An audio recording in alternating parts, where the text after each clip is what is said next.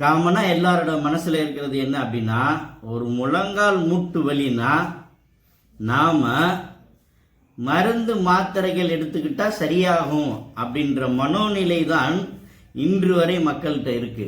ஆனால் ஒரு முழங்கால் வலின்றது முழங்காலில் கிடையாது, முழங்காலை சுற்றி உள்ள, அதாவது முழங்கால் வலியை உருவாக்கக்கூடிய ஃபேக்டர்ஸ்ன்னு சொல்லக்கூடிய இந்த தசை இறுக்கங்கள், அதாவது எப்படின்னா நம்ம முழங்காலுக்கு கீழே உள்ள தசைகள், அதே மாதிரி முழங்காலுக்கு மேலே உள்ள தசைகள், முழங்காலை இயக்கக்கூடிய தசைகள்.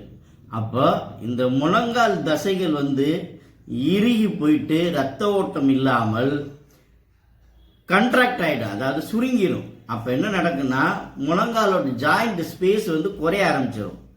அப்போ இது மாதிரி முழங்கால் தேய்மானம் அடைய ஆரம்பிச்சிடும். அதை தான் முழங்கால் மூட்டு தேய்மானம்னு டாக்டர்கள் நீங்கள் போனால் சொல்லுவாங்க.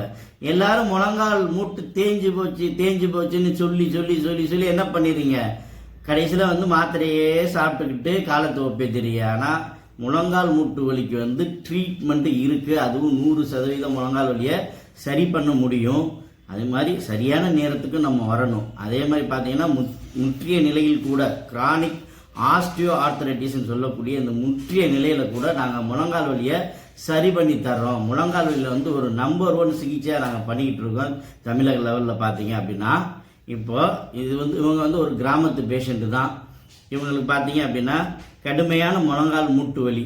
இவங்க ஊர்லேருந்து ஏற்கனவே 2 பேர் சரியாயிட்டாங்க முழங்கால் மூட்டு வலி, அதுவும் ஒரே நாள் சிகிச்சை இல்லை. இப்போ அந்த 2 பேர் இவங்களை அனுப்பியிருக்காங்க.